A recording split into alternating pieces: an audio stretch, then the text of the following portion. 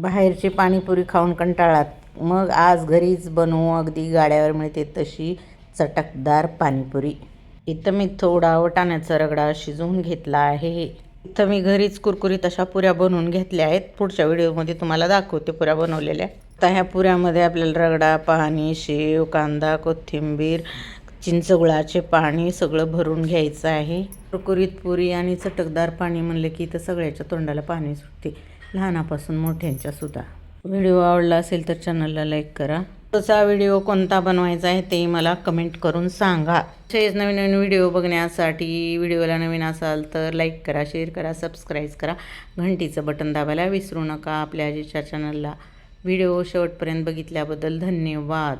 चला आता आपली इथे डिश तयार आहे, घेऊया झटपट खायला. या तुम्ही पण पाणीपुरी खायला. अशा झटपट रेसिपी बघण्यासाठी चॅनलला सबस्क्राईब करा, लाईक करा, घंटीचं बटन दाबायला विसरू नका. धन्यवाद.